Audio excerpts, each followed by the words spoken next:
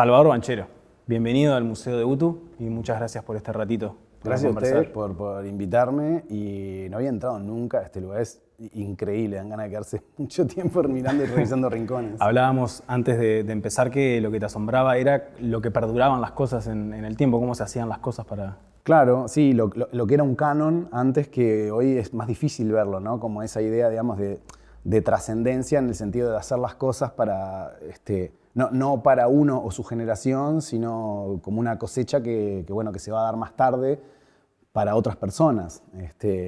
Y claro, uno ve estos lugares y piensa, bueno, fueron construidos con esa idea, ¿no? Esto va a seguir utilizándose cuando nosotros no estemos acá. Y cada vez hay menos de eso, me parece. ¿Vos ves hoy ejemplos de gente que tenga esa lógica? Y bueno, tal vez en el arte. Entiendo también que en otras disciplinas, como puede ser la arquitectura, lo que estamos hablando, a veces los recursos de repente son los que hay. Claro. Pero bueno, no deja de ser una cuestión también de mentalidad, ¿no? Me da la sensación de que es un signo de época, eso de...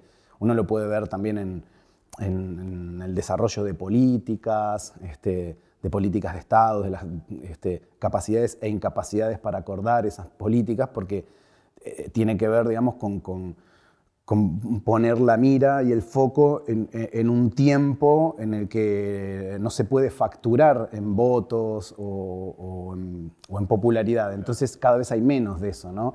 La cosa es más inmediata, es como un concurso en tiempo real y no parece ser muy rentable, digamos, para quienes toman el trabajo de hacer cosas o de diseñar políticas. En general, con política me refiero también a la arquitectura, ¿no?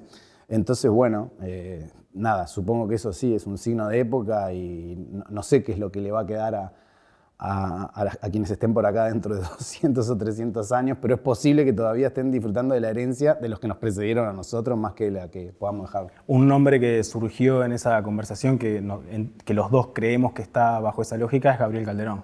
Sí, porque el arte, no sé, se me ocurren un montón de ejemplos. Creo que en el arte todavía perdura y hay como un germen, digamos, que tiene que ver con esa trascendencia, ¿no?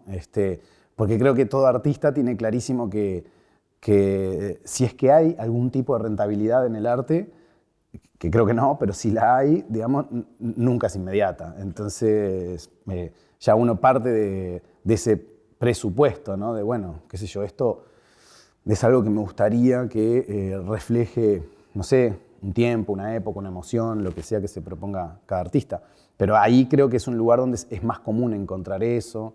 En la música, lo encuentro, por ejemplo, también en Luciano Supervielle, que es alguien que siempre tengo la sensación cuando lo escucho que es un músico del que probablemente se va a hablar dentro de 100 años, ¿no?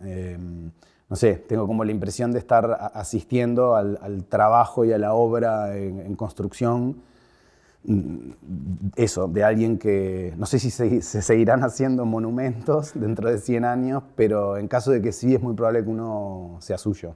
Bueno, lo invitamos a Luciano Supervielle a que, sí, claro, a que venga es un placer hablar a charlar con él, un rato. así que la van a pasar bien. Bueno, comunicador, conductor de radio, fuiste conductor de televisión, hiciste podcast, fundaste Amenaza Roboto, que es una especie de plataforma de periodismo tecnológico, una cosa así. Sí, Amenaza Roboto fue un proyecto muy impulsado por Miguel Ángel Dobrich, que además de ser un amigo de muchísimos años, con quien compartimos ruta muchísimos años, él tenía la inquietud de desarrollar eso en habla hispana, porque casi todo lo que había al respecto eran más bien replicadores de contenidos en inglés.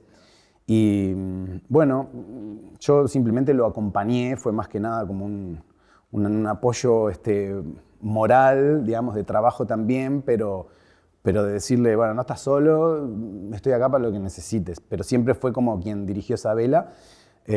Y bueno, después Amenaza Robotos sigue trabajando en eso, pero también está haciendo, creo que ha ensanchado un montón el objetivo de sus intereses y le está yendo increíblemente bien, con mucho reconocimiento de organismos como el Pulitzer, ni más ni menos. Está haciendo un trabajo alucinante con el tema de medio ambiente, lo que sucede acá en nuestra ciudad, en nuestro país, en el mundo. Así que bueno, yo en un momento me hice a un costado porque entendía que la cosa ya estaba dirigiéndose hacia un lugar que tenía que ver más con los intereses de Migue, y que además Migue sentía que lo iba a entorpecer más de lo que le iba a ayudar. Entonces, pero bueno, sigo estando ahí como el primer hincha de Amenaza, que es un proyecto increíble, que además admiro mucho porque siempre ha pasado gente muy talentosa por ahí. Sí. Además, tenés un emprendimiento, no sé si ya decirle una marca establecida de espíritu, de sí, son unas bebidas alcohólicas, ¿no? Vermut y grapamiel. Y sí, y grapamiel tienen... Eso es algo que empezó como un hobby totalmente imprevisto en mi vida y que, bueno, hoy ocupa la mayoría de mi tiempo laboral.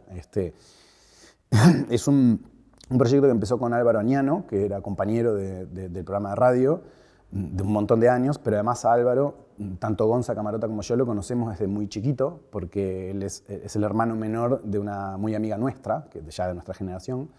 Y bueno, para nosotros es una especie de hermanito menor. Tampoco tiene tantos años menos que yo, pero bueno, en esa época, en la adolescencia y preadolescente, alguien de 5 años menos es como de otra era. Sí, media vida, capaz. Claro, claro. Y bueno, él está metido en el mundo de los spirits y estaba ahí como rondando la idea de desarrollar un producto como la grapamiel, que no tenía hasta el momento una versión que fuese, que tuviese el foco, digamos, en transformarse en una marca de bandera, que pudiese colocarse en las estanterías de los bares del mundo de la coctelería en la región y también fuera de la región. Y bueno, empezamos a trabajar para eso. Él me invitó, digamos, a hacerlo con él, a pesar de que yo no entendía nada ni de comercio, ni de bebidas, ni de nada, pero bueno, sí en el desarrollo de marca, de trabajar desde cero en un producto ya más tangible que un programa de radio, me resultó algo interesante y ahí empezamos. Ahí se sumó nuestro tercer socio, que es Juan Andrés Marichal, que viene del mundo de las bodegas, ya es la cuarta generación de su bodega, que está ahí en Canelones. Y ahí empezamos a conformar un equipo un poco sui generis, porque los tres venimos de lugares completamente distintos, pero bueno, nos complementamos muy bien, nos gusta mucho trabajar juntos, viajamos un montón, ya hace 2 o 3 años que tenemos muchos viajes por año y nos damos cuenta de que es un valor eso, porque claro, después de 20 días de estar girando por todos lados, moviéndote de un lugar a otro, es lindo, pero puede ser cansador y uno empieza a ponerse fastidioso y son cosas que no nos pasan a nosotros. Entonces, entendemos que ahí la verdad es que tuvimos mucha suerte.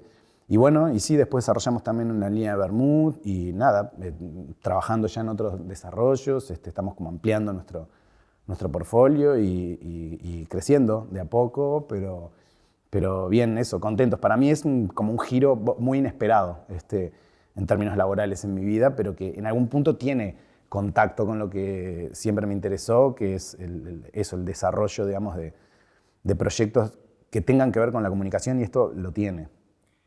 Cuando ves que después de un montón de días de viaje no pasa nada negativo en ese grupo, decís, acá hay algo honesto y sincero que está funcionando. Sobre todo la primera vez que estuvimos como, sí, tal vez entre 15 y 20 días de viaje, de gira, fue por Estados Unidos, y los tres estábamos sorprendidos con eso, porque era como la primera prueba de fuego al respecto. Sabíamos que nos gustaba trabajar acá y todo, pero bueno, compartir las 24 horas del día durante un montón de días, de nuevo, en situaciones que, más allá de que uno de repente está en ciudades que o conoce o no conoce, pero que siempre son un desafío y es interesante, uno termina cansado, lógicamente, porque bueno, no parás, por lo menos en nuestro caso. Y cuando llegamos al aeropuerto y vimos que podríamos haber seguido 10 días más sin ningún problema, fue como, che, esto no sé si es común. Y después nos dimos cuenta que no era tan habitual eso. Así que también sé que hay grupos, digamos, que trabajan esa parte para que sea algo llevable. Nosotros tengo la impresión de que tuvimos la suerte de que sucedió naturalmente. Por alguna razón nuestras personalidades se complementan de un modo que lo hace muy llevadero, muy fácil. Fluye. Fluye totalmente, sí. Y además de todo, sos un amante de la etimología, por lo que tengo entendido. Sí, siempre me interesó mucho, me gusta mucho. Ahora tal vez le dé un poco menos de pelota, pero tuve momentos en los que vivía como metido en diccionarios etimológicos y me gustaba como ir a la raíz de todo lo que tenga que ver en realidad con el lenguaje, me interesa, ¿no? Tuve una época, por ejemplo, en la que libretaba un segmento para el programa de radio que se llamaba Un Targo, una Milorga, que pretendía ser, digamos, como un metaprograma ficticio y en tono de comedia de dos conductores de un programa de tangos, ¿no? Que añoraban los viejos tiempos, que veían a todo lo que se hiciera con el tango moderno como una aberración y, por supuesto, odiaban a Piazzolla, ni hablar a bajo fondo y todo eso. Y entonces, no sé, en un momento me había obsesionado con tratar de aprender del lunfardo. Entonces, bueno, llegué a diccionarios del lunfardo, a tratar de investigar ahí. Me dio un montón de información de muchas palabras que derivan de ahí, que son de uso todavía hoy. Y bueno, y sí, con la etimología también, porque también, más allá de dónde vienen, tengo la impresión de que te acerca mucho a cierta comprensión conceptual de cómo se construye el lenguaje, ¿viste? Y las cargas semánticas que tienen las palabras, que creo que es lo que más me interesa del lenguaje, ¿no? Más que sus definiciones, es de qué vienen cargadas, ¿no? Y eso me parece que es alucinante porque es un organismo vivo. Las palabras no están siempre cargadas de lo mismo todo el tiempo. Hay palabras que tenían una carga tiempo atrás y que hoy tienen otra. Bueno, libertad hace 100 años capaz no es lo mismo que libertad. Entre otras, ¿no? Pero digo, eso es algo que pasa en general con prácticamente todas las palabras y todo el lenguaje. Pero bueno, siempre me resultó súper interesante. Siempre. Eso, la lengua como organismo vivo me parece maravilloso. Y ahora creo que, no sé, pasó un poco esa moda, digamos, del cuestionamiento a ese lenguaje vivo que se va transformando. No sé, de pronto no, pero digo, para mí es como algo que ya está de modé eso. Me da un poco de gracia y hasta de ternura, porque siempre sentí que era como intentar parar un tsunami con el pecho, ¿viste? O sea, ¿qué es lo que querés hacer? ¿Evitar que el lenguaje se mueva? No va a pasar eso. Entonces, nada, más allá de que obviamente todos los individuos tenemos preferencias por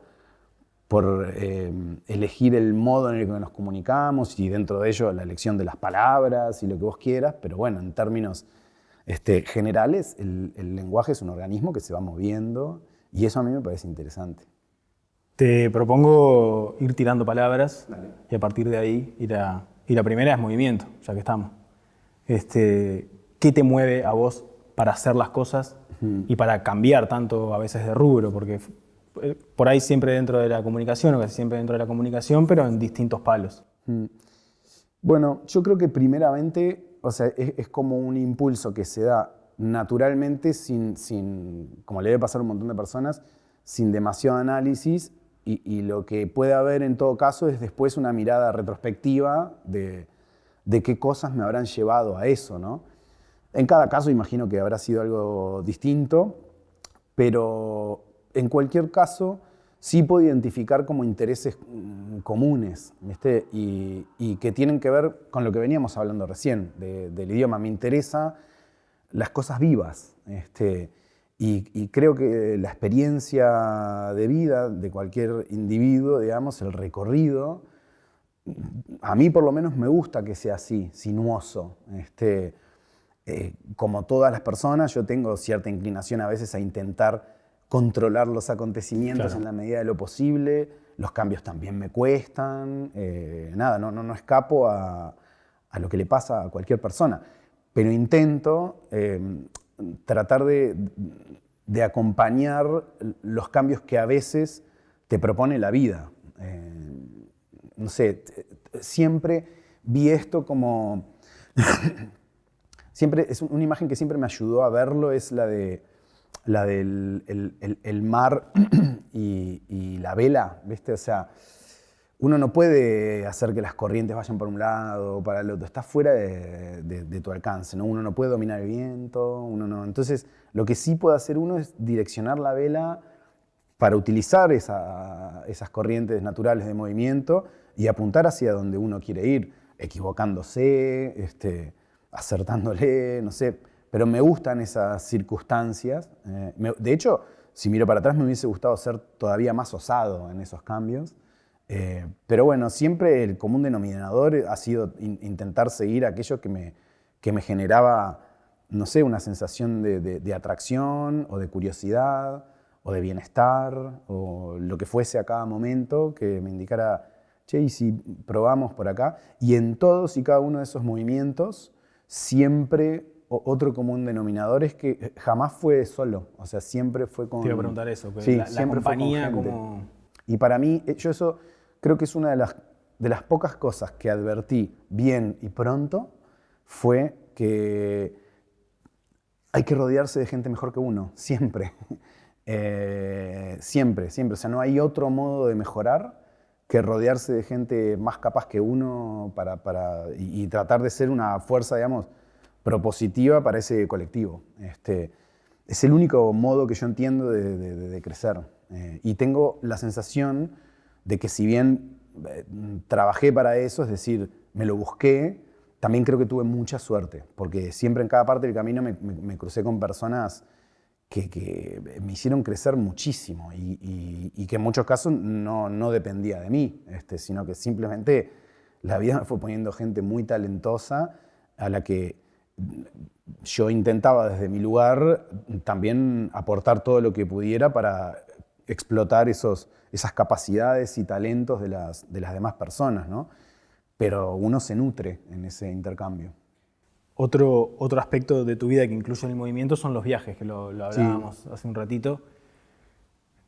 Muchos viajes fueron propuestos por vos, pero otros no. En realidad, en tu infancia sos argentino, viviste en Uruguay, en España. Sí, es verdad que al principio, bueno, fueron más determinados por las circunstancias, o sea, no los elegí yo.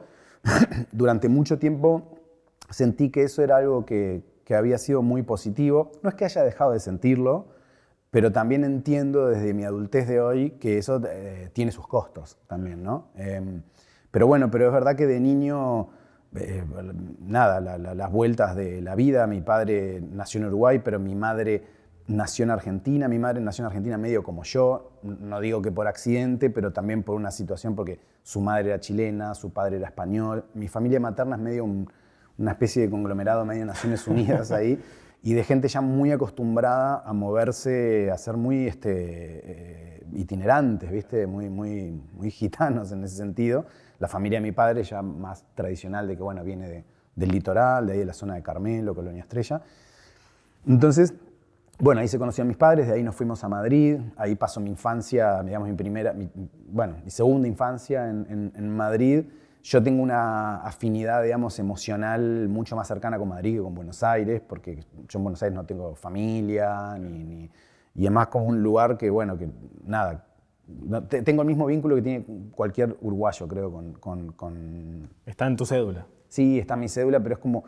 No es algo que realmente a mí me mueva mucha emoción, claro, ni nada parecido. No pasa lo mismo con España y en particular con Madrid, que para mí es como, si yo pienso en mi infancia y mi casa, es ese lugar. O sea, yo llego a Madrid, a mí me pasan cosas y siento que estoy en casa. Claro.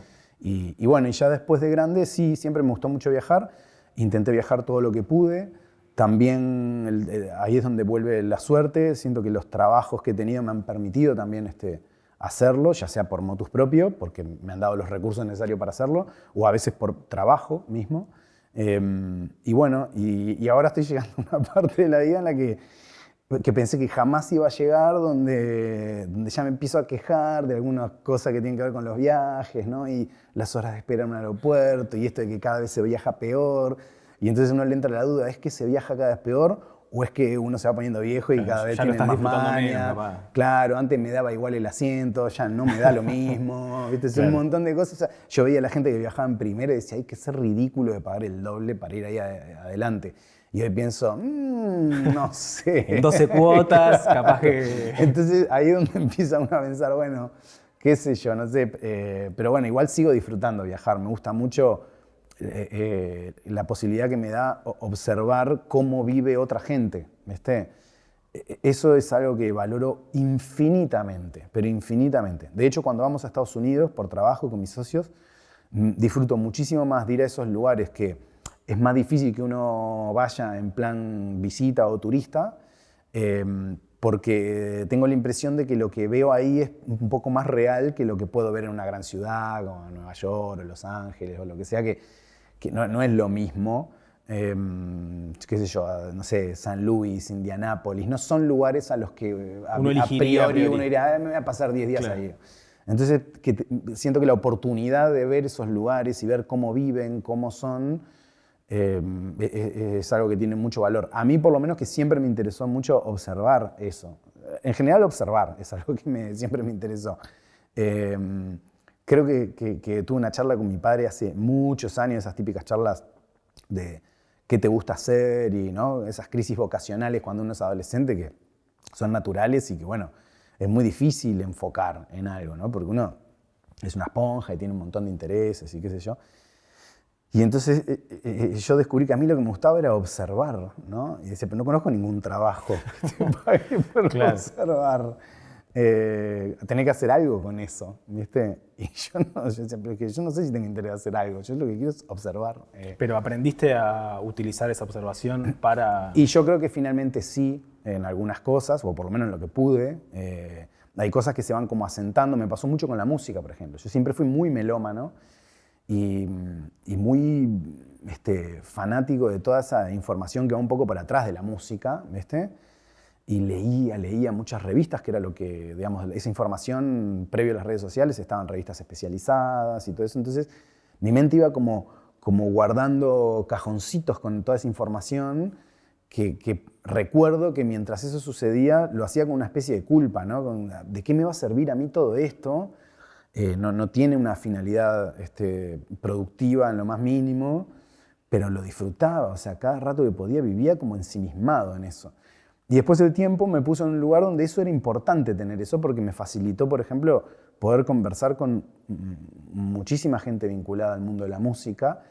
Y si bien mi experiencia de vida no había sido la misma que la de esas personas, me acercaba un montón a la conversación tener un poco más claro las implicancias que tiene ese oficio. Pero esa información que era, tipo, ¿te sabías el productor o el estudio en donde se grabó tal disco? Además de todo eso, claro, además de todo eso, información que de repente era más lateral, ¿no? Como por ejemplo, no sé, un ejemplo que se me viene a la cabeza ahora, que es tonto pero que vale. Me acuerdo de una vieja entrevista que le hicieron a Keith Richards en una revista donde él decía que el oficio del músico básicamente consistía mayormente en estar esperando. Por el tiempo que están esperando todo el tiempo, en giras, entonces siempre están esperando algo, ¿no? Entonces como que... Y me acuerdo que entendí eso, después con el tiempo vas entendiendo como otras capas de eso que dijo en ese momento, y me permitió, por ejemplo, no sé, hablar con gente y empatizar desde ese lugar, porque en la conversación yo interpretaba que ellos entendían, que yo entendía que parte del trabajo era eso y que puede ser desesperante a veces, ¿no? Que sí, bueno, yo qué sé, una prueba de sonido, es esencialmente esperar. Ir a tocar a algún lado es esencialmente esperar, y uno dice, bueno, soy músico, no trabajo de esperar, pero la realidad es que trabajan de esperar. Sí. Sobre todo cuando tenés una relevancia mundial que implica que vos no tengas que cargarte tus instrumentos por ahí, en donde, bueno, la preparación por ahí la hace uno. Claro, sí, un ejercicio de la paciencia en todo sentido, ¿viste? Y bueno, y yo qué sé, con cosas así, o del vínculo que de repente hay entre corrientes musicales con otras corrientes musicales, que es algo, si yo nunca me acerqué ni siquiera un poco a la musicología, siempre es algo que me interesó. Entonces, más o menos el ramificado, digamos, de ese árbol que es la familia de músicas, tengo un dibujo relativamente claro de cómo se vinculan familiarmente una con otra, estas son hijas de aquellas, que se mezclaron con esto otro. No sé, siempre me interesó, pero por el interés que siempre tuve en la música. Y después, por supuesto, escuchar y tratar de interpretar algo que es un ejercicio subjetivo siempre, ¿no? Como el arte. Entonces, bueno, no hay mucho de qué hablar en el fondo. Entonces, a mí me resulta interesante eso. He tenido la posibilidad de hacer algunos ciclos de conversaciones con músicos, tanto en medios de audio como en televisión y eso, donde el motor de la conversación durante años esencialmente era el mismo para mí, que era hablar de todo aquello que en realidad nos emparenta en la música, o sea, que nos conecta a quienes no la hacemos con quienes son tal vez, no sé, las personas más avesadas en ese oficio. Y que tiene que ver con algo que nadie sabe bien qué es, que es inasible, que no se puede describir y que es lo único que importa. Entonces, una frase de Sabina, ¿no? Sí, que en realidad no es de Sabina. Sí, yo alguna vez la escuché, pero haciendo la referencia de que no era una frase suya, pero no sé ni de quién es, pero no importa. El punto es ese, o sea que lo único que importa es algo que no podemos definir, que no podemos, no podemos agarrar, no podemos hacer nada con eso. Y al final es lo que determina la balanza en todo sentido. Eso a mí me parece fascinante, porque nos iguala. ¿Viste? Entonces yo qué sé, vos no sé, si tuviésemos la posibilidad de sentarnos con Tom Jobim, todos los tres acá terminaríamos en la misma conclusión de quién sabe qué es lo que hace que las cosas funcionen. Y eso a mí me parece alucinante. ¿Qué haces para ser Tom Jobim? Claro, eso me parece que es algo maravilloso porque es un desafío en términos de control, es un desafío en términos de aprender a que hay algunas cosas que tienen ciertos ordenamientos que escapan a nuestras posibilidades de manipular, y eso me gusta. Y en la observación, la escucha, ¿por ahí es el sentido que más ejercitaste? Seguramente sí. Sí, seguramente sí. De hecho, soy un consumidor de YouTube, por ejemplo, para mí es una plataforma de audio. O sea, es una plataforma que no fue creada para, quiero decir, que está pensada para ser una plataforma audiovisual, y para mí pero por lejos, la plataforma de audio que más consumo. O sea que sí, creo que de todos los sentidos, seguramente con el que tengo un vínculo más intenso es con el oído, sí. ¿Y cuando trabajaste en tele, cómo manejaste eso? Me parecía como una experiencia, no sé, medio lateral, a mí nunca me conmovió. O sea, lo hacía y lo disfrutaba, sobre todo porque siempre hice... casi todas las cosas que hice relacionadas a eso son cosas que realmente quería hacer. Solo una vez me ofrecieron como, no sé, integrar como un staff, digamos, de un canal. En ese momento, no sé ahora cómo será, pero digo, en ese momento sospecho que no será muy distinto, tal vez sean planteles más pequeños, no sé, pero en ese momento los canales de televisión tenían como un staff de gente que iban ocupando lugares o haciendo cosas y trabajaban de ser personas que trabajaban en la televisión. Y dije que no, porque la verdad es que a mí no me atraía eso, ¿viste? O sea, yo trabajaba en función de cosas que realmente quisiera hacer, ¿viste? Y si me decían, no, che, mira, hay que hacer tal cosa, y yo decía, si a mí no te van a hacer tal cosa, claro, ¿qué hacemos? Entonces no le servía a nadie. Con la radio, como siempre fue, digamos, era más difícil que en la radio pasar así. En la radio más bien uno estaba asociado a cosas que quería hacer, entonces no tenía ese problema. Y la radio sí siempre me movió emociones que otros medios no. Entonces lo tomaba como algo totalmente lateral, que también era un oficio que tenía características distintas, que tenía que aprenderlas, pero creo que aprendí como lo básico para hacerlo y no mucho más, porque no tenía mucho interés en eso. Y rodeado de nuevo de un grupo de amigos sí, que iban todos para el mismo lado. Sí. Eso las veces que lo hice me pasó, y las veces que no también tuve suerte, porque por ejemplo hice un ciclo que se llamaba En Escena, que en realidad era la traducción de On Stage, que era el ciclo original norteamericano de DirecTV, que en este caso era como de alcance panamericano, digamos, al mercado hispanoparlante. Y nada, fue una oportunidad súper grande porque eran entrevistas a músicos no solo de Uruguay, sino también de la región, filmado con una calidad excepcional, o sea, estaban muy cuidados de la producción, fue un programa caro de hacer por eso mismo. Y ahí tuve la suerte de trabajar con gente, con una productora, digamos, de profesionales increíbles. Entonces decía, bueno, no es que eran amigos, pero decía, tuve suerte también, ¿no? Y después en otras cosas, yo que sí hice Pasajero en Trance, que fue una de las cosas que más disfruté, que básicamente era viajar por ciudades, escribiendo un guión muy parecido a una suerte de diario de viaje, de observaciones de esos viajes. Y lo hice con amigos, con gente muy querida, o sea, son amigos muy cercanos hasta el día de hoy. Y fue un poco sacarnos las ganas de hacer algo juntos, hacer algo que yo tenía mucha ganas de hacer y nada, estuvo buenísimo, qué sé yo. Y después, no muchas más. Después hice cosas con Gonza, en su momento con Carlitos, pero eran como medio experimentos. Bueno, con el Moncho tuviste también con el un Moncho programa también, sí. por YouTube. Es verdad, sí que es de corte audiovisual. Ahí hubiese sido una pena que hubiese sido solo de audio, porque no disfrutar, digamos, la gestualidad de Moncho es perderte un montón. Y igual ese programa, que no sé, en algún momento tal vez lo retomemos, se dejó de hacer por una cuestión de agenda, digamos, de los dos, de posibilidades, pero lo disfrutábamos mucho y para mí era como una excusa para poder tener a Moncho una vez por semana en mi vida, que es algo que le recomiendo a cualquier persona, y si pueden más, mejor, pero por lo menos una dosis de Moncho. Sí. Moncho es un ser indescriptible en ese sentido.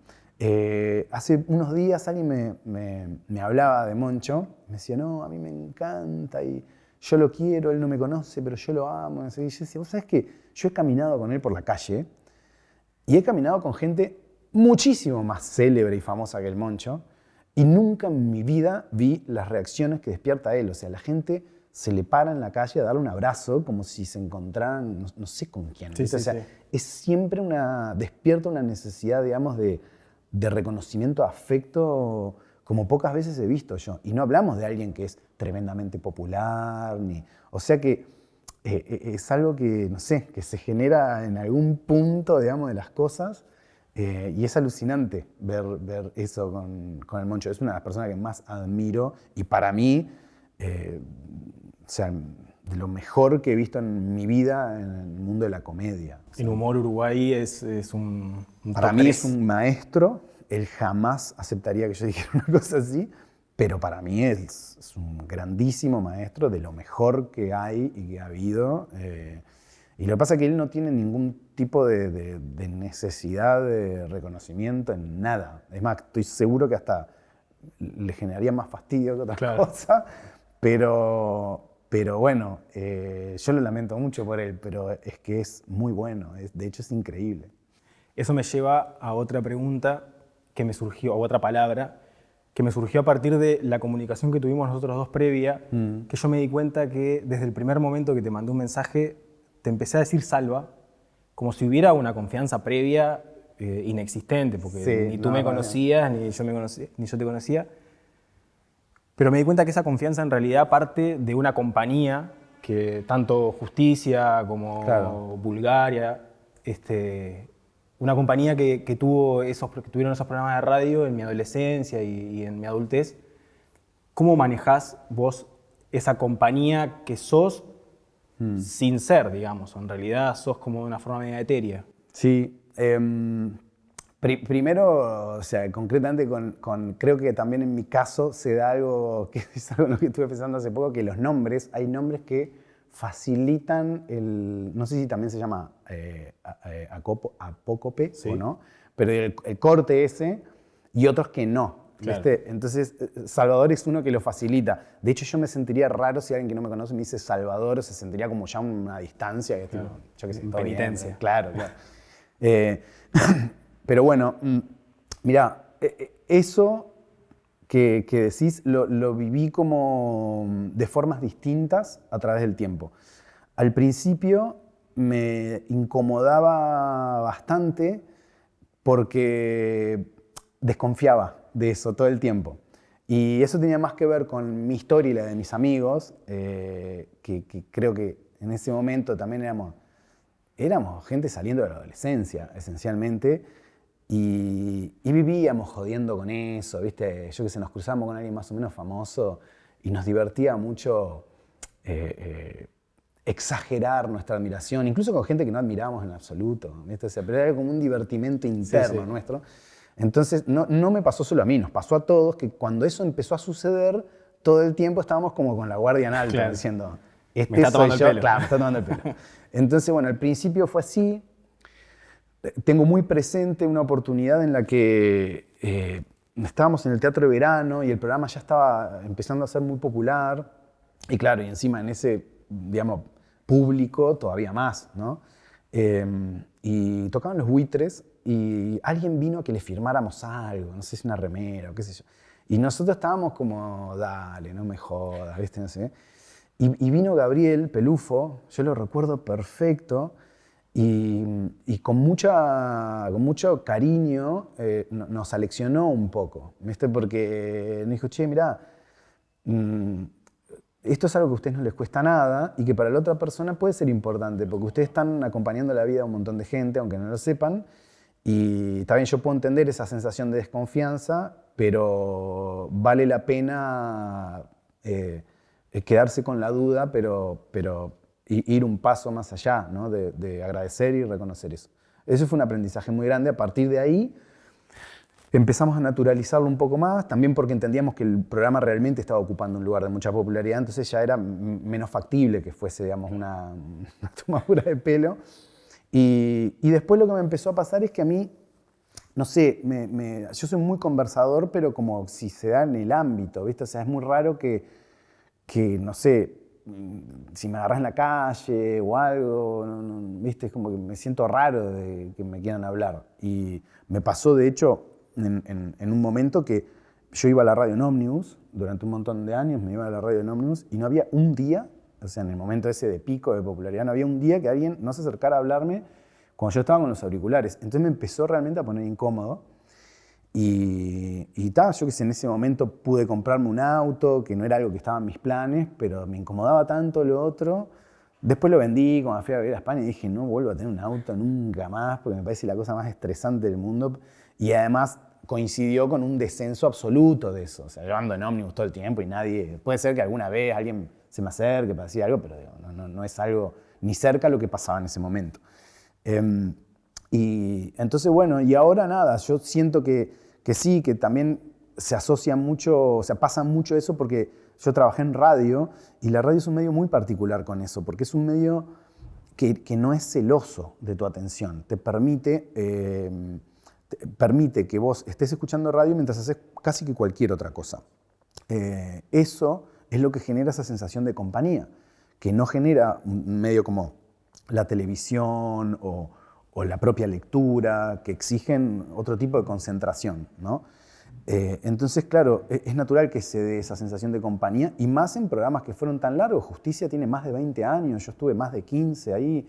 Es un pedazo de vida, entonces es lógico que haya gente que sienta que la acompañaste en un montón. A mí me pasa con cosas que yo escucho también, que digo, che, a mí esta gente me acompañó un montón de años, y entonces los asocio a momentos de mi vida y qué sé yo, y se genera un vínculo emocional con eso. Entonces, cuando sucede, trato de agradecerlo muchísimo, me lo tomo en serio, me da un pudor grande, pero trato como de pasar por encima de eso, porque me acuerdo siempre de Gabriel y digo, bueno, acá el pudor es el menor de los temas, acá no es lo que nivela la cosa. Entonces, nada, lo trato de agradecer. La inmensa mayoría de las veces me parece insólito, porque siento que es como una experiencia antinatural, ¿viste? O sea, que nadie está como... Uno se puede acostumbrar a esas cosas, pero nadie está preparado para eso, ¿no? Yo qué sé, no es la experiencia de vida de la inmensa mayoría que te pare alguien en la calle a decirte, no sé, algo o lo que sea. Sí, que te conozca más gente de la claro, que vos conocés. Exacto, eso Sí, no es lo natural, digamos. Entonces, nada, creo que exige como un acostumbramiento para tratar de pilotearlo del mejor modo, porque hay personalidades y personalidades. Gonza, por ejemplo, siempre lo vivió mucho más naturalmente que el resto de nosotros. No es que no le haya costado, por supuesto que también, pero no sé, no le daba importancia, no era algo en lo que se fijara, ¿viste? Era como, bueno, es como es. Otros era como tipo, che, pará, pero ¿qué es esto? Entonces también te ayuda a hacer el ejercicio de decir, bueno, si esto es así para vos, que vivís en una ciudad pequeña, con la escala que tiene esta ciudad, con la personalidad que tiene esta ciudad, que en general no es muy invasiva, ¿no? ¿Cómo será en otras ciudades, con otra escala y con otras características? No, sí, el Indio Solari, se me ocurre Claro, ahora. no sé, vos decís, no, si esto fue un tema en algún momento para nosotros, lo que será para otra gente. Hubo un momento, yo creo que más o menos por el 2005 o 2006, por ahí, estaba empezando a ser, digamos, muy popular el programa, o ya lo era, no sé, pero por ahí tuvimos una posibilidad bastante avanzada, digamos, como una invitación a ir a hacer Radio Argentina, a una radio bastante interesante que había en ese momento. Y recuerdo nuestras charlas a la interna, de que para nosotros era como, bueno, era como ir a jugar a un lugar, digamos, con unas características, una industria mucho más grande, ¿no? Y obviamente tenía algo de seductor, pero me acuerdo que implicaba, digamos, una serie de movimientos, no ya geográficos, sino también emocionales para los tres, que cuando lo recuerdo me da como mucha ternura, porque tampoco es que llegamos como a decirles no, sino que nos encargamos como de desinflar eso, ¿no? Porque y yo supongo que debe haber sido nuestra reacción a, no queremos decir que no, pero estamos casi seguros que tampoco lo queremos hacer. Claro. Entonces, mirá que no somos tan buenos como claro, ustedes creen. ¿viste? Fue como... Y parte era como tipo, ya es difícil acá, imagínate, ¿viste? Y además para nosotros siempre fue importante, siempre sentimos que queríamos que fuese una carrera larga, ¿viste? Y muchas de las decisiones que tomamos en su momento tenían que ver con eso, en tratar de alejarnos lo más posible de esa cosa intensa pero efímera. Preferíamos, digamos, correr a una velocidad mucho más crucero, pero que tuviésemos más recorrido. Y creo que eso salió bien, porque ahí está, hace más de 20 años el programa. Y Buenos Aires, uno tiene la sensación de que las cosas no suceden, explotan. Entonces, era como, bueno, no era como mucho el plan en ese momento. Pero bueno, qué sé yo. No sé, siempre fue un vínculo, digamos, como también de mucho movimiento, es el vínculo con las personas y la cercanía. Para mí totalmente entendible que la gente sienta, vos estuviste ahí, en la radio, en mi trabajo, en mi casa, el día que se enfermó un familiar, el día que estaba contento o contenta porque no sé qué.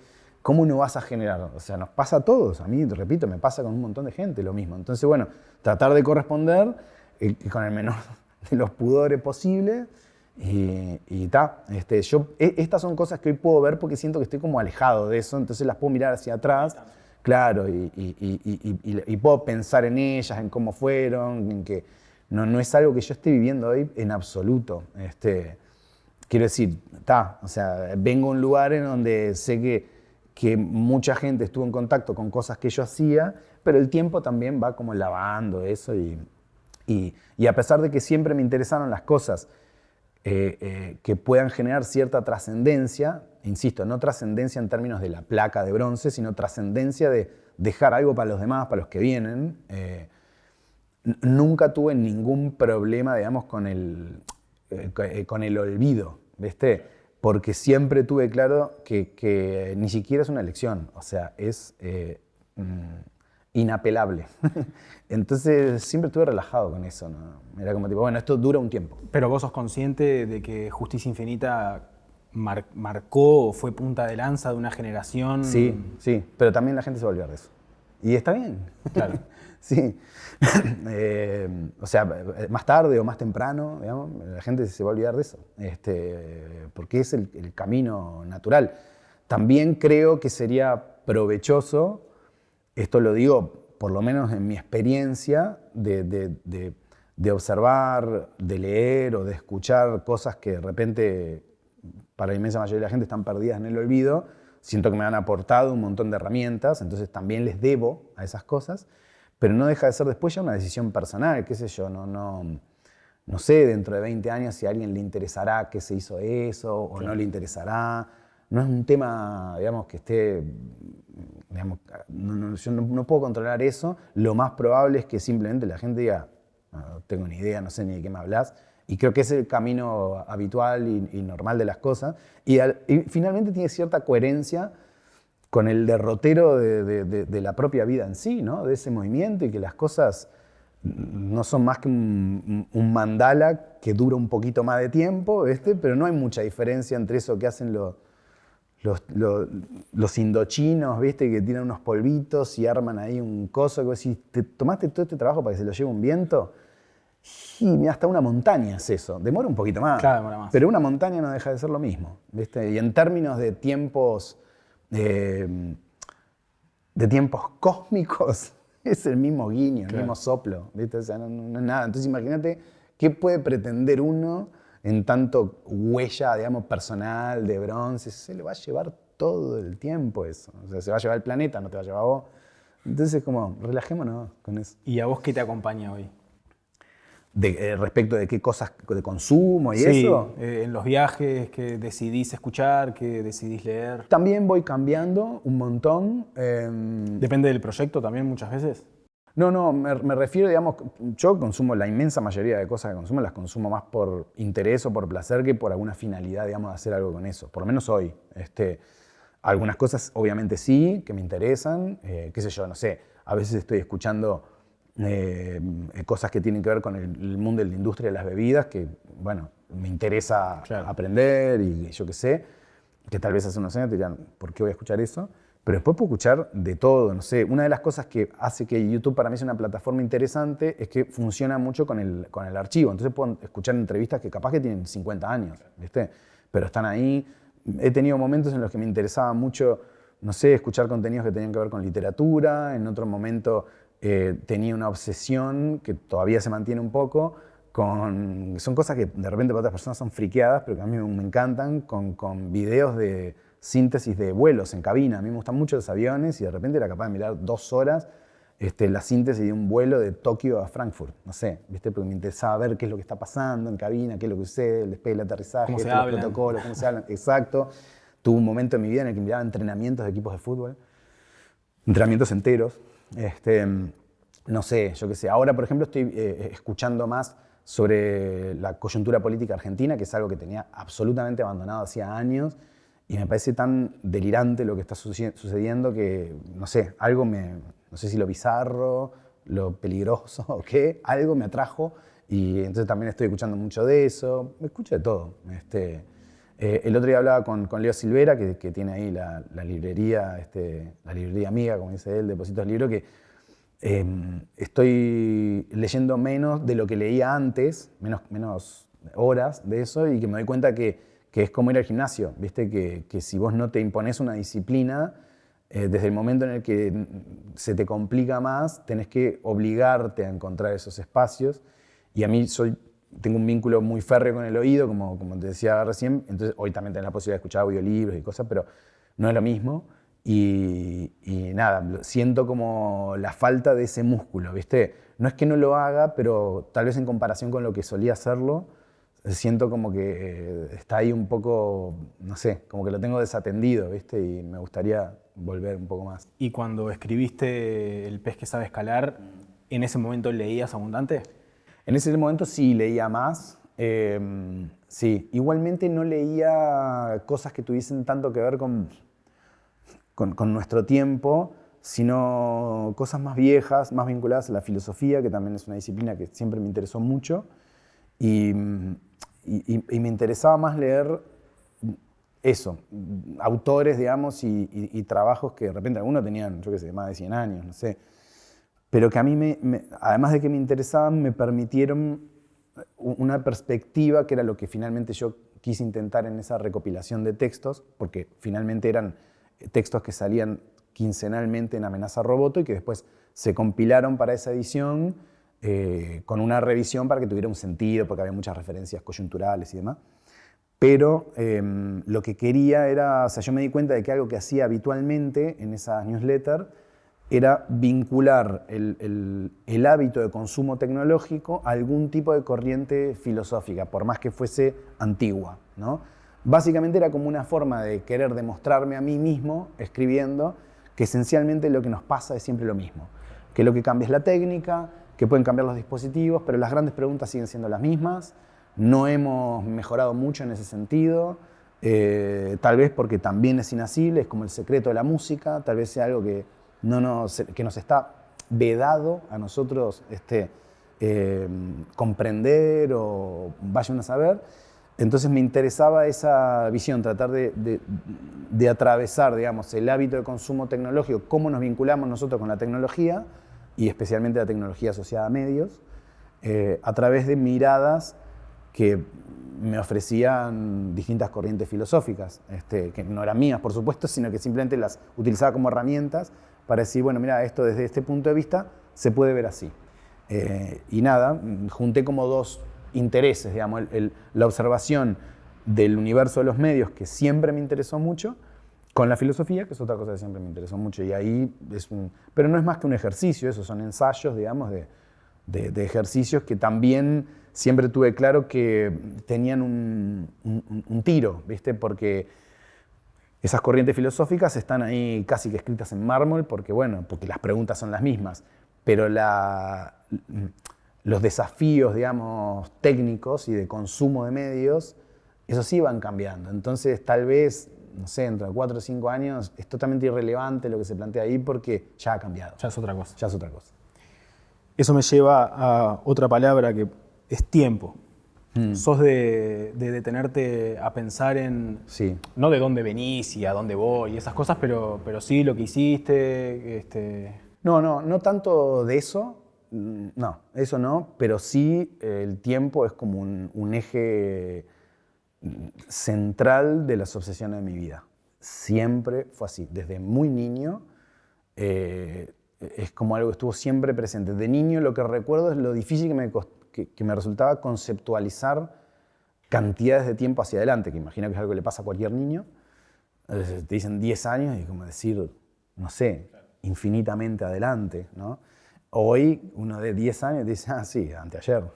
Bueno, es decir, cómo nos vamos vinculando con la experiencia del tiempo, que también es algo muy misterioso, que tiene que ver con la experiencia, digamos, de la conciencia subjetiva, y que no sé a qué responde, ¿viste? Claramente hay algo ahí, imagino yo, de corte químico que va sucediendo, digamos, que lo presenta a uno frente al dilema del tiempo, siempre de un modo distinto. Pero siempre ha sido una obsesión. He leído mucho sobre eso porque me interesa qué han tenido para decir siempre al respecto, porque es una de las grandes preguntas, digamos, que tenemos ahí. ¿Qué es este delirio? ¿No? ¿Por qué es cuando podría no ser? ¿No? ¿Qué es esta dimensión a la que estamos como obligados, digamos, a vivir, a experimentar, ¿no? Y lo que hablábamos recién, capaz, ¿qué diferencias hay reales entre por ahí 100 años y ahora, si las preguntas siguen siendo las mismas? Claro, porque en términos de experiencia no deja de ser algo subjetivo y en todo caso del orden del condicionamiento humano. Porque nosotros no sabemos cómo es la experiencia de vida de una mariposa. Tal vez la experiencia, digamos, de tiempo que experimenta sea equiparable a la nuestra, o tal vez tengan la experiencia de que eso es algo mucho más dilatado de lo que tenemos nosotros. Entonces, no es tanto la dimensión del tiempo, sino cómo lo experimentamos nosotros. Ahí está el asunto que me parece fascinante, ¿no? Siempre pensé en el tiempo como la dicotomía esa, no sé si alguna vez te pasó, esto sucede mucho tanto en aviones como en trenes, que son cubículos cerrados, digamos. En el caso de los aviones, a veces hasta cuando empiezan a presurizar te da todavía más esa sensación. Y vos tenés un tren o un avión al lado, ¿no?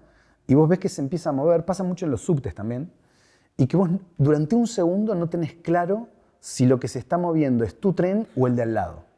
Y siempre me pareció que el tiempo se parece mucho a eso. Uno no tiene muy claro si es uno el que se mueve a través del tiempo o si uno está quieto y lo que se mueve es el tiempo. Y a su vez, siempre me resulta interesante el concepto del tiempo como un instante, ¿viste? O sea, como un punto. Que bueno, que si finalmente es el tiempo lo que se mueve, uno está siempre anclado en el mismo lugar. Todo eso me resulta, no es más que un ejercicio, digamos, recreativo, porque es lo que te digo, no creo que si hasta acá no logramos tener respuestas para eso, me cuesta creer que esas preguntas vayan a permanecer, vayan a cerrarse en algún momento. Y en todo caso, tampoco sé si me interesa demasiado que se cierre, porque también me parecen mucho más interesantes las preguntas que las respuestas. Sí, son esas preguntas que no querés saber la respuesta, por ahí. En realidad me encantaría saber, pero si tengo que ponerme de un lado, digamos en esa dicotomía pregunta-respuesta, siempre estoy del lado de la pregunta, porque la respuesta cierra. Y la pregunta abre, Claro. y la pregunta es lo que finalmente ejerce como motor de las cosas, ¿no? Y de hecho suele suceder casi indefectiblemente que cuanto más respuestas tenés, el tamaño de la pregunta es más grande. Entonces me resulta interesantísimo eso. Estoy muy bien, digamos, con el hecho de que nada de esto tenga mucho sentido, de que no podamos agarrarnos de demasiadas certezas, de que hemos aprendido un montón de cosas en nuestro recorrido como especie, como civilización, pero todas esas herramientas que tenemos, que son un montón, que son muchas conmovedoras, que son admirables, que a uno lo conmueven realmente, finalmente, para esas 3, 4 preguntas gigantes que están ahí, no sirven No para sirve mucho. para nada. Entonces, me ofrece una mirada de mayor ternura sobre la experiencia que nos toca en esto que llamamos vida. ¿Viste? Es tipo, bueno, qué sé yo. Y tengo como ya hace muchos años una sensación de entrega a eso. ¿Viste? No estoy peleado con eso, al contrario. Me parece que es como algo, no sé, que es re loco, ¿viste? Es muy loco. Entonces, bueno, estás en este baile, yo qué sé, disfrutarlo. Y para mí, recrearme en esas preguntas es parte del disfrute que le encuentro al asunto, ¿no? Es como jugar un juego que sabes que no vas a resolver, pero que lo divertido es jugarlo, ¿viste? Y ensayar y ver, y si voy para acá y muevo esto, y qué pasa. Esa frase de Tavares, del camino es la recompensa, ¿no? Está ahí en jugar, después, sí. Porque siempre he pensado que incluso en la eventualidad de que un día una persona tuviese la respuesta, es como cerrar el tablero. Claro. Decir, bueno, buenísimo, ganaste. ¿Y ahora qué? ¿A qué jugamos? Claro. Entonces hay como, no sé, me parece que hay algo interesante ahí en eso de estar un poco condenado, ¿viste? Preparando la entrevista entré a la web de Spirit, de Basta. De Basta. Y una de las cosas que obligatoriamente las linkeé con tu libro fueron estos de nuevos sabores con viejas tradiciones, Sí. y antiguas preguntas con nuevas respuestas. ¿Cómo unimos lo antiguo con lo nuevo y cuánto cambió en realidad de lo antiguo con lo nuevo? Bueno, en el caso del universo de las bebidas, y particularmente de las que hacemos nosotros, hay relecturas posibles. En el caso, por ejemplo, de Rosa Negra, que es la grapamiel, nosotros también hacemos Rosa Negra Café, que es un licor de café finalmente, porque es el mismo producto infusionado en café, que es digamos, como una versión diferente del asunto. Tiene mucho que ver porque es el único lugar del mundo donde se hace y se toma. Después hay otros montones de lugares donde distintos destilados se vinculan con la miel, pero no así, no como hacemos nosotros. Y eso claramente viene de la raíz de las corrientes migratorias que tuvimos en esta parte del mundo, ¿no? Fundamentalmente españolas, italianas, que en algún momento por distintas razones desarrollaron eso que hoy conocemos como grapamiel. Durante un montón de tiempo, ahora por suerte es cada vez menos frecuente, pero durante muchísimos años la inmensa mayoría de las grapamieles no tenían ni grapa ni miel. Entonces, bueno, nosotros queríamos hacer algo que tuviese esos dos elementos, que estuviese presentado, digamos, de un modo más atractivo, lo que nosotros entendíamos que necesitaba para poder dialogar con esas otras marcas globalmente. Y ahí creo que hay una capacidad de relectura y muchos cambios que hicimos nosotros respecto de lo que se suponía tenía que ser una grapamiel. De pique nomás la presentación, o sea, para nosotros fue una duda eso, ¿qué hacemos? Porque nos estamos yendo como de categoría, y en un momento fue decir, bueno, vámonos completamente. Si esto es lo que queremos hacer, o sea, lo peor que puede pasar es que no diga, no, muchachos, no es por ahí, que la realidad nos muestre que no. Pero la realidad nos está mostrando que finalmente había un lugar para ella. Y después con el vermut, con vermut flores, lo mismo, es una cosa que viene de tradición de muchísimo tiempo atrás, o sea, vino especiado con botánicos, es algo que se hace desde hace siglos, pero la categoría del vermut en particular es algo que mayormente se confeccionaba con vinos blancos neutros, sin prácticamente ninguna característica que lo hiciera particular, al que luego se le infusionaban unos botánicos, ¿no?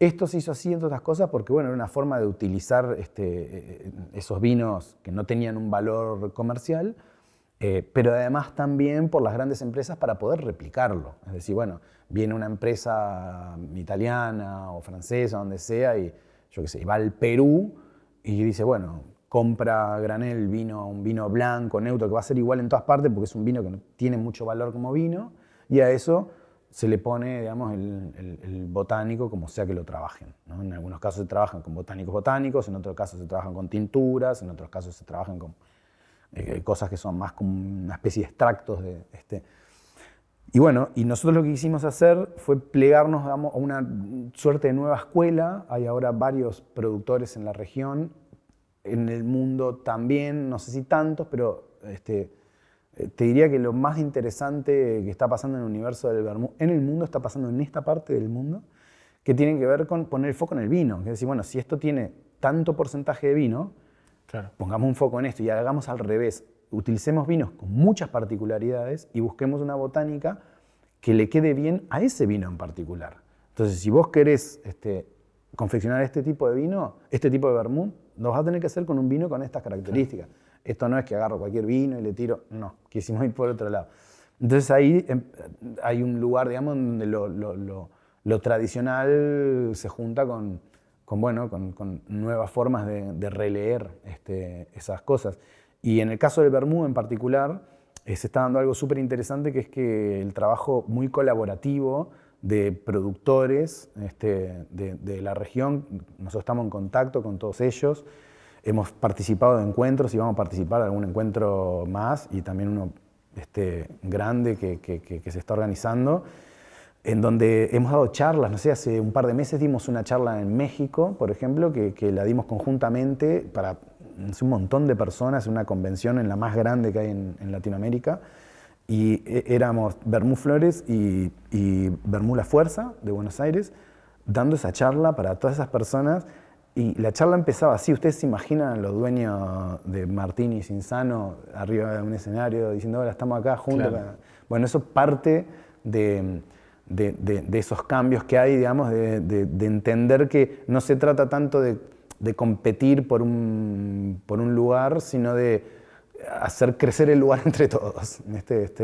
Así que, bueno, también ahí creo que hay una cosa que se junta, digamos, de la tradición con lo nuevo. Yo en mi caso en particular con esto no dejo de tener todo el tiempo, digo, nunca dejo de tenerla con nada, pero en esto en particular es como muy evidente que yo estoy en un proceso de aprendizaje, pero muy de primeras herramientas, ¿no? Entonces todo trato de absorberlo lo más rápido y lo mejor que puedo, pero es un universo que, si bien ya hace algunos años que estoy dedicado a ello, no se compara, digamos, con gente que lleva toda una vida trabajando en bodegas o en el desarrollo de estas cosas. Entonces, bueno, el intento aprender desde el respeto todo lo que puedo, lo más rápido que pueda.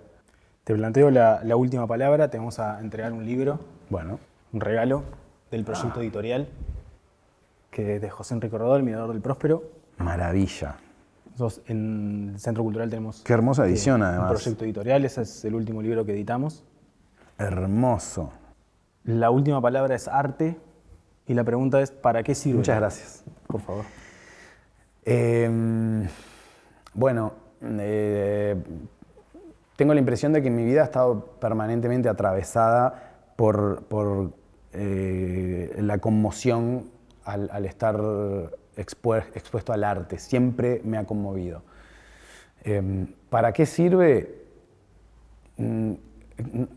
Creo que no descubro nada si digo que no siento que tenga un rasgo utilitario, aunque sí, digamos, porque finalmente, si es que lo tiene o encuentra, digamos, me parece su porqué en esa misma conmoción, ¿no? Y en esa posibilidad, digamos, de ver hacia adentro, ¿viste?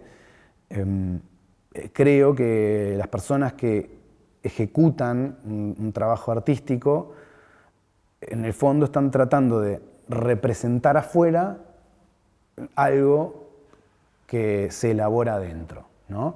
Y esa representación, ya sea musical, gráfica, lo que sea, esa representación creo que la mayoría de las veces intenta hacer una síntesis de lo que el individuo procesa interiormente de esa exposición a este misterio del que estábamos hablando hace un rato, ¿no? Pero después vuelve a hacer el trabajo inverso. La obra en sí, cuando es observada, digamos, por el resto de los individuos, genera como un proceso inverso en el que, bueno, uno se expone a esa interpretación plasmada ahí y lo obliga a hacer el recorrido hacia atrás. Decir, bueno, ok, esto es una impresión de algo y yo veo cómo eso impacta y se elabora interiormente en mí. Y en la inmensa mayoría de los casos en los que el arte vale la pena, esa respuesta tiene que ver con una emoción y no con algo intelectual. Entonces, finalmente, creo que sirve para eso, para emocionarnos, para sentir que ahí hay algún grado de trascendencia, aunque sea efímera, ¿no? Decir, bueno, por acá pasó alguien que vivió esto, sintió esto y expresó esto. Y bueno, y eso vale tanto como, no sé, como cualquier otra cosa que haya hecho la propia naturaleza, como una montaña, como un río. O sea, es otro resultado de la naturaleza, es que alguien haya expresado algo, digamos. Y no sé si sirve para más de eso, pero no sé si hay cosas que valgan mucho más que eso. Así que no me parece poco.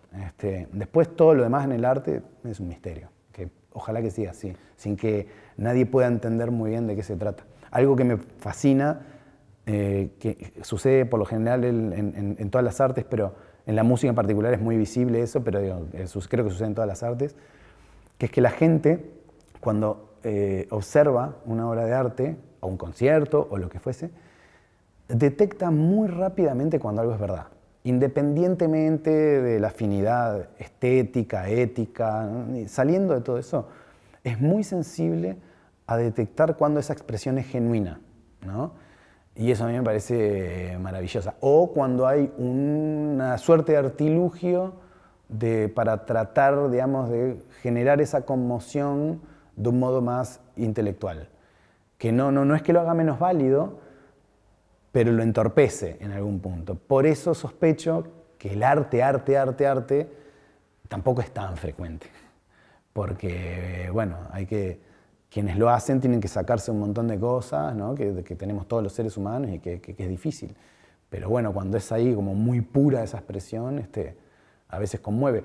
Y aunque no conmueva, tiene más que ver con la expresión que con el resultado que genere, ¿no? Pero bueno, cuando genera eso otro en quienes lo ven, lo interesante es que completa el círculo. Entonces, lo hace un poquito más interesante y, no sé, destacable, me parece. Pero bueno, está lleno de personas que han hecho arte sin la necesidad de que nadie tomara contacto con eso, y no deja de ser arte tampoco eso. Muchas gracias. A ustedes.